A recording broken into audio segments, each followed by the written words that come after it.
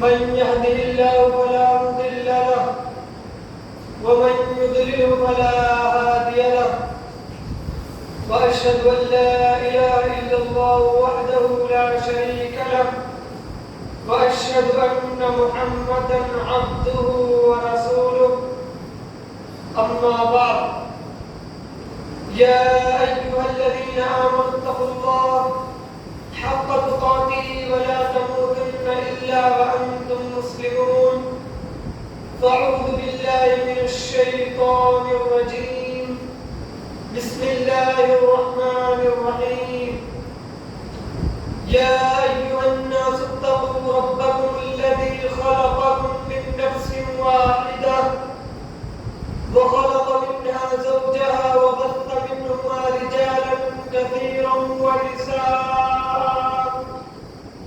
واتقوا الله الذي تساءلون به والأرحام إن الله كان عليكم رقيبا يا أيها الذين آمنوا اتقوا الله وقولوا قولا سديدا يصلح لكم أعمالكم ويغفر لكم ذنوبكم ومن يطع الله ورسوله فقد فاز فوزا عظيما فإن خير الحديث كتاب الله وخير الهدي هدي محمد صلى الله عليه وسلم وشر الأمور محدثاتها وكل محدثة بدعة وكل بدعة ضلالة وكل ضلالة في النار قال الله تبارك وتعالى في القرآن المجيد والفرقان الحميد قال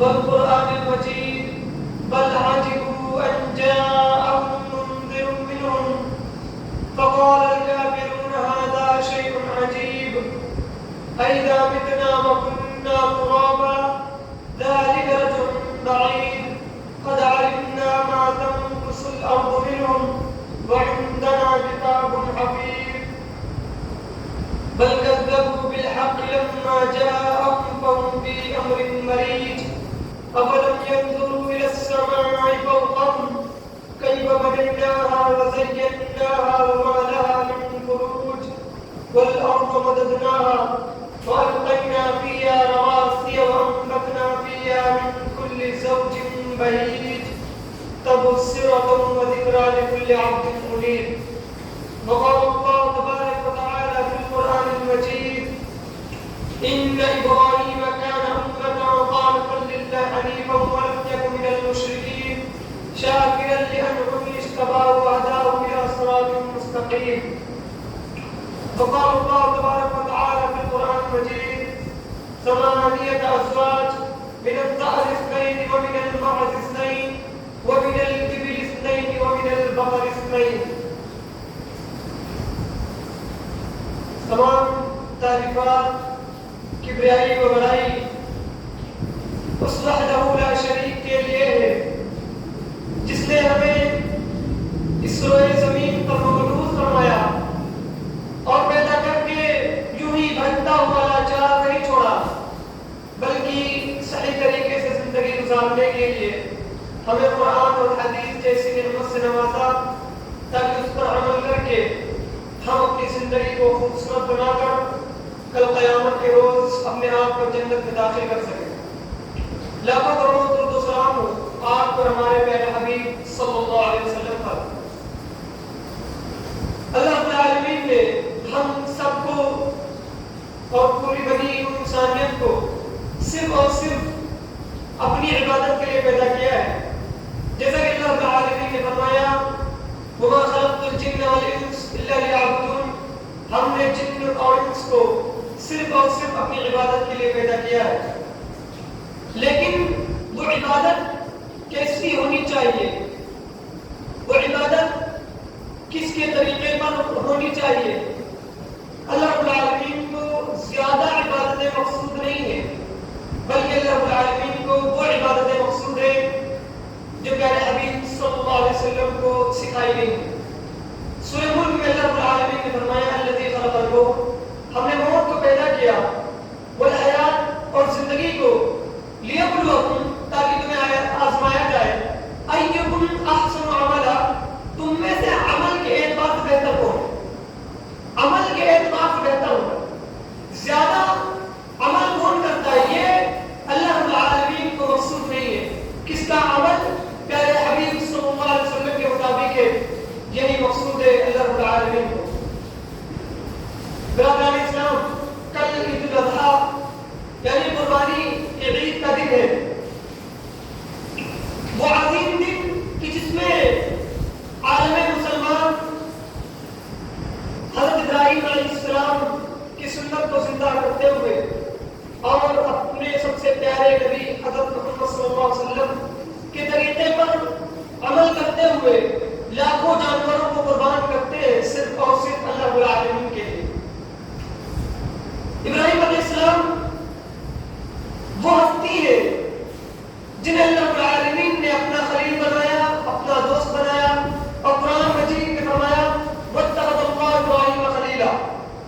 اور اسی طریقے سے ابراہیم علیہ السلام کو اتنا بلند مقام عطا کیا گیا کہ آپ کے بعد جتنے بھی نبی آئے سب آپ کی نسل سے تھے، اور جتنی بھی کتابیں نازل کی گئی وہ سب کے سب آپ کی اولاد میں سے ہی تھے. جیسا کہ اللہ العالمین حضرت ابراہیم علیہ السلام کی تعریف کرتے ہوئے فرماتے ہیں ان ابراہیم کان امۃ قانتا للہ حنیفا ولم یکن من المشرکین. بے شک ابراہیم علیہ السلام جو پیشوا تھے، فرما بردار تھے، جو سب لوگوں سے کٹ کر اللہ رب العالمین کے ہو گئے تھے اور وہ مشرکوں میں سے نہ تھے. شاکرا لانہم اجتباہ وہداہ الی صراط مستقیم. اور وہ اللہ رب العالمین کا شکر ادا کرتے تھے اور ہم نے انہیں دنیا میں چن لیا تھا اور ہم نے انہیں راہ راست کی رہنمائی کر دی تھی. وَآتَيْنَاهُ فِي الدُّنْيَا حَسَنَةً، ہم نے انہیں دنیا میں اچھائی دی. وَإِنَّهُ فِي الْآخِرَةِ لَمِنَ الصَّالِحِينَ، اور آخرت میں وہ نیک لوگوں میں سے ہوں گے. ثُمَّ أَوْحَيْنَا إِلَيْكَ أَنِ اتَّبِعْ مِلَّةَ إِبْرَاهِيمَ حَنِيفًا وَمَا كَانَ مِنَ الْمُشْرِكِينَ. تو ہم نے آپ کی طرف وحی کی کہ آپ ملت ابراہیم کی پیروی کیجئے جو سب سے کٹ کر اللہ رب العالمین کے ہو گئے تھے اور وہ مشرکوں میں سے نہ تھے. دوسری بار اللہ العالمین فرمایا وَمَن يَرْغَبُ عَن مِلَّةِ إِبْرَاهِيمَ إِلَّا مَن سَفِهَ نَفْسَهُ وَلَقَدِ اصْطَفَيْنَاهُ فِي الدُّنْيَا وَإِنَّهُ فِي الْآخِرَةِ لَمِنَ الصَّالِحِينَ. ملت ابراہیم سے سوائے اس شخص کے جس نے اپنے آپ کو احمد بنا لیا، جس نے اپنے آپ کو احمد بنا لیا. اور ہم نے تو دنیا میں ابراہیم علیہ السلام کو چن لیا تھا اور وہ مشرکوں میں سے نہ تھے. اذ قال له ربه اسلم. اور یاد کرو جب اللہ رب العالمین نے حضرت ابراہیم علیہ السلام سے کہا تھا کہ تم اللہ رب العالمین کے اطاعتگار پرہیزگار بندے بن جاؤ، ابراہیم علیہ السلام نے کیا کہا تھا؟ قال اسلمت لرب العالمین. آپ نے جیسا کہا میں ویسا بن گیا. اسی طریقے سے اللہ رب العالمین دوسری کا فرماتا ہے ما کان ابراہیم یہودیہ، ابراہیم علیہ السلام نہ یہودی تھے ولا نصرانی، نہ نصرانی تھے بلکہ وہ موحد مسلمان تھے اور وہ مشرکوں میں سے نہ تھے. تو بتانے کا مقصود ابراہیم علیہ السلام کے سامنے آپ کو جو کچھ ابھی بتایا گیا اس کا مقصد صرف یہ تھا کہ آپ کو بتایا جائے کہ ابراہیم علیہ السلام نے صرف اور صرف قربانی نہیں کی تھی.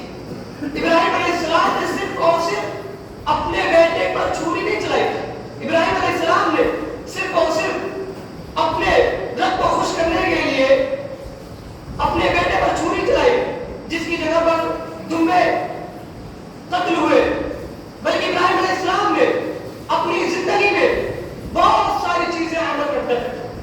ہمیں بتائی جب وہ پیدا ہوئے انہوں نے دیکھا کہ ان کے باپ آبا و اجداد گاؤں والے ملک والے ایک بت پرست کی پوجا کر رہے ہیں، ان کی عبادت کر رہے ہیں. تو وہاں پر انہوں نے کھڑے ہو کر توحید کا نام بلند کیا تھا، توحید کا پرچم بلند کیا تھا اور کہا تھا بتاؤ بتاؤ بھلا یہ نہ آپ کی آواز سن سکتے ہیں نہ آپ کی کوئی مدد کر سکتے ہیں، پھر آپ ان کی کیوں عبادت کرتے ہیں؟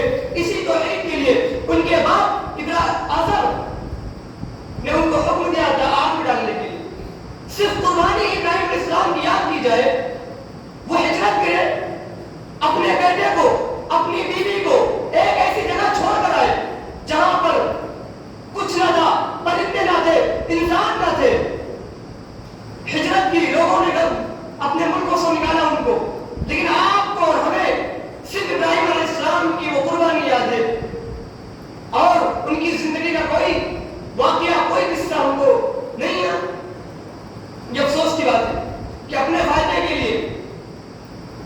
اپنا نام اونچا کرنے کے لیے، لوگوں کے سامنے قربانی کر کے اپنے بکروں کے داموں کو بتانے کے لیے آپ نے ابراہیم علیہ السلام کے واقعے کو ہیلا بنایا؟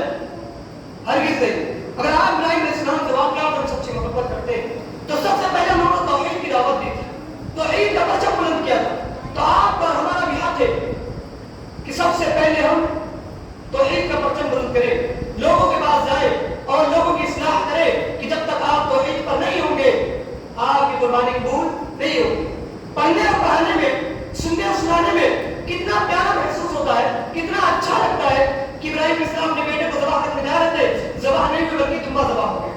لیکن ابراہیم علیہ السلام کو تو نہیں پتا تھا، انہوں نے قربانی کا ارادہ کر لیا اور اسماعیل علیہ السلام نے کہا صدقتنی انشاءاللہ من الصابرین، آپ چھری چلا دیجئے، آپ مجھے صبر والوں میں سے پائیں گے۔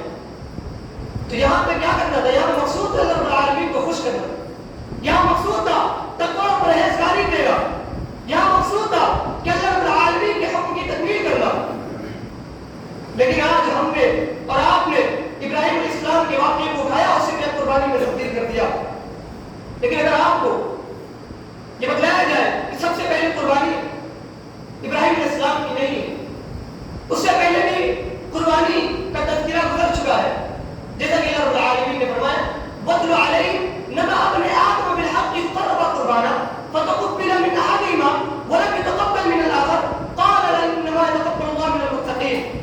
اے نبی، آپ لوگوں کو ٹھیک ٹھیک ابراہیم علیہ السلام کے ان دونوں بیٹوں کا واقعہ سنا دیجیے جن میں سے ایک کی قربانی قبول کی گئی اور ایک کی قربانی کو رد کر دیا گیا۔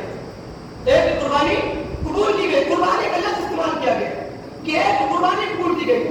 آپ کہاں سورہ مائدہ آیت نمبر 27 پڑھیے، اللہ رب العالمین نے کہا ایک کی قربانی قبول کی گئی اور ایک کی قربانی کو رد کر دیا گیا۔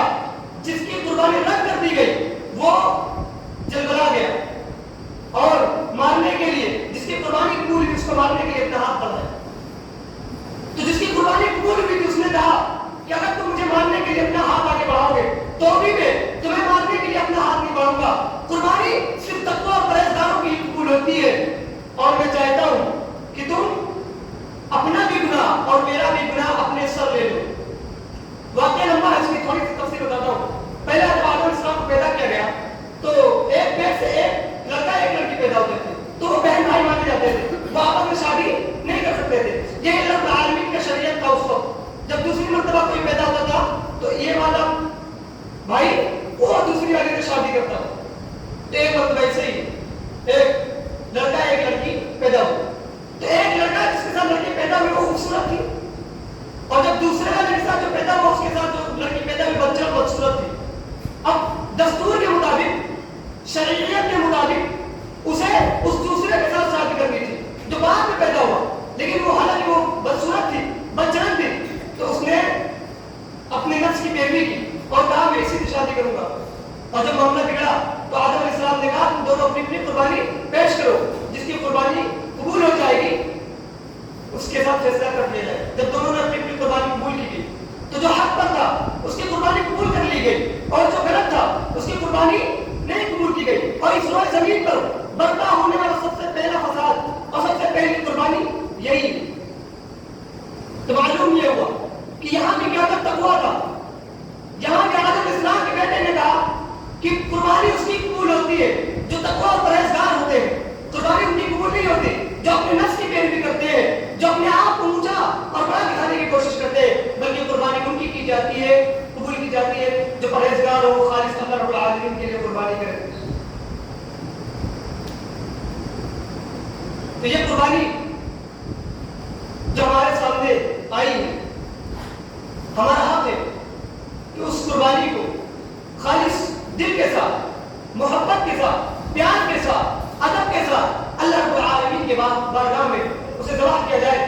کسی کو دکھاوٹ نہ ہو، کسی کو بتانا مقصود نہ ہو، کسی کو نیچے گرانا نہ ہو۔ اپنے سب سے بڑی دقت تو یہی ہے کہ آج دوسروں کو چھوڑ دو، ایک بھائی اپنے بھائی کو گرانے کے لیے قربانی کرے کہ ابھی اس کا بھائی سنے گا کہ میں اتنا قربانی لے کر آیا ہوں اور اس کے بعد بچے اس کی بیوی سنے گی تو ان کے دل پہ جو کیا ہے بڑا افسوس گرا گزرے گا۔ اپنے بھائی کو نیچے گرانا اپنے رشتے داروں کو نیچے گرانے کے لیے آپ نے بڑے بڑے جانور لیے، بڑے مہنگے جانور لیے، لیکن قبول نہیں ہوئے۔ کیوں قبول نہیں کیا گیا؟ کیونکہ اس قربانی میں خالصتاً اللہ رب العالمین کے لیے نہیں تھی، بلکہ اس میں آپ کا ارادہ یہ تھا کہ آپ کا بھائی اس سے جلے، آپ کا رشتے دار اس سے جلے، آپ کا پڑوسی اس سے جلے، آپ کے محلے والے اس سے جلے۔ اور ایک ضروری بات، اللہ رب العالمین نے قرآن مجید میں فرمایا قل ان صلاتی، یعنی کہ آپ کہہ دیجیے میری نماز۔ یہاں پہ پہلے نماز کا تذکرہ کیا گیا ہے، ان صلاتی، کہ میری نماز اور نسکی اور میری قربانی ومحیایا، اور میری زندگی ماتی اور میری موت للہ رب العالمین، صرف اور صرف اللہ رب العالمین کے لیے۔ اور سورہ کوثر میں اللہ رب العالمین نے فرمایا فصلی، آپ نماز پڑھیں، وانحر، اور قربانی کریں، لربک، اپنے رب کے لیے۔ تو پہلے نماز کا تذکرہ کیا ہے، پھر اس کے بعد قربانی کا تذکرہ کیا گیا ہے۔ لیکن آج حالت حال کیا ہے؟ نماز نہیں پڑھ رہے، جھوٹ بول رہے، جانور خریدنے جائیں کہ اس میں کوئی عیب نہیں ہونا چاہیے، اپنے اندر چاہے کتنے عیب ہو، چاہے جھوٹا ہو، چاہے مکار ہو، چاہے دھوکے باز ہو، چاہے باتوں کو توڑنے والا ہو، چاہے غداری کرنے والا ہو، چاہے سود خور ہو، چاہے حرام کے پیسوں کو کھانے والا ہو، اپنے اندر کے عیب سے کوئی مطلب نہیں، ہم کس طرح ہے اس کا کوئی مقصد نہیں۔ بکرا اچھا ہونا چاہیے، لگڑا نہیں ہونا چاہیے، ہمارا ایمان چاہے جتنا لگڑا لولا ہو اس سے کوئی فرق نہیں پڑتا، بکرا تندرست ہونا چاہیے، بکرے کی آنکھیں درست ہونی چاہیے، ہماری آنکھیں چاہے ایسی ہو، چاہے ادھر پڑے چاہے ادھر پڑے، چاہے بازاروں میں پڑے چاہے گھر میں موجود عورتوں پر پڑے، ہماری آنکھوں کی کوئی دقت نہیں ہے، آپ اپنی آنکھوں کو جہاں چاہے وہاں اچھالے، لیکن بکرے کی آنکھ ٹھیک ہونی چاہیے۔ کیوں بھائی؟ بکرا، آپ بکرا ذبح کر رہے ہیں یا آپ اپنی قربانی کر رہے ہیں؟ آپ کا مقصد کیا ہے؟ بکرا ذبح کرنا ہے، قربانی کرنا ہے؟ اللہ رب العالمین نے تو صاف طور پر بتا دیا نا، لن ينال اللہ لحومها ولا دماؤها، اللہ رب العالمین کے پاس نہ تو آپ کا خون پہنچتا ہے اور نہ ہی آپ کا گوشت پہنچتا ہے، اللہ رب العالمین کے پاس کیا پہنچتا ہے؟ تقویٰ پہنچتا ہے۔ تو تقویٰ کیسے آئے گا؟ حرام کے پیسے سے، جھوٹ بول کر، دھوکے بازی کے ساتھ، غداری کر کے، اپنے بھائی کا حق مار کر، اپنی بہنوں کا حق مار کر آپ سینہ چوڑا کر کے قربانی کریں۔ تعجب اور افسوس اس بات کا کہ آج کا مسلمان ایسا ہے، وہ مسلمان جو دین پہنچانے کے لیے اتنی تکلیفیں اٹھائی، اتنی ماریں کھائی، پورے واقعات گھر پڑے، کن کن کا تذکرہ آپ کے سامنے کیا جائے، کن کن واقعے کو آپ کے سامنے اچھالا جائے، کن کن اہم موضوع کو آپ کے سامنے رکھا جائے کہ دین یہ جو آپ تک پہنچا، آپ کو لگا ہے کہ بہت آسانی سے آپ قرآن اٹھاتے پڑھ لیتے ہیں، آپ حدیث اٹھاتے پڑھ لیتے ہیں، ہو گیا کام، لیکن یہاں تک حدیث آئی کیسے؟ یہاں تک قرآن پہنچا کیسے؟ اتنی جنگیں ہوئی، جنگیں احد ہوئی، جنگیں بدر ہوئی، آپ پڑھے نا اس میں صحابہ کرام کو کیسے تکلیف دی گئی، نبی کریم صلی اللہ علیہ وسلم کو کس قدر تکلیف دی گئی، کس قدر ان کو مارا گیا۔ اور آج اتنی محنت و مشقت کے بعد جب وہ قرآن شریف، جب وہ احادیث ہمارے پاس موجود آ گئی تو ہم نے اکڑتے ہوئے یہ کہا کہ ہمارے عالموں نے جو کہہ دیا ہے بس وہی ہم مانیں گے، قرآن حدیث کوئی بات نہیں، اللہ کے رسول نے مان چاہے کوئی دقت کی بات نہیں، صحابہ کرام نے تکلیف اٹھائی کوئی دقت کی بات نہیں، ہم وہی کریں گے جو ہم دیکھتے آئے ہیں، ہم وہی کریں گے جو ہمارے ماں باپ نے ہم کو سکھلایا ہے، ہم وہی کریں گے جو ہمارے عالم بتلائیں گے ہم کو۔ یہ کہاں کا دین؟ یا آپ کس طرح سے اپنے آپ کو مسلمان ثابت کر رہے ہیں؟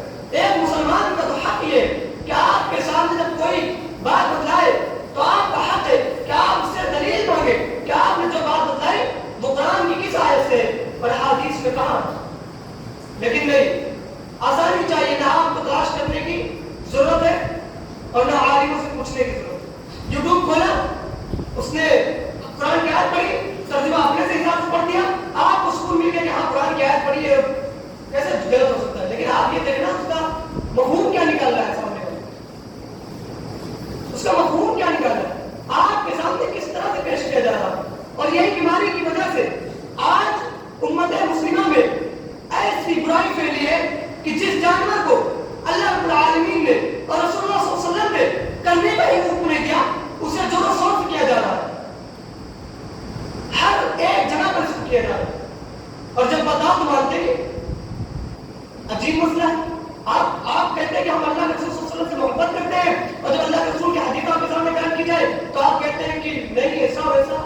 ہمارے عالم نے بتایا، ہم نے اپنے عالم سے پوچھا، ہم نے ان سے پوچھا، ہم نے ہمارے باپ دادا بچپن سے کرتے آ رہے تو ہم بھی ایسے کرتے رہیں گے.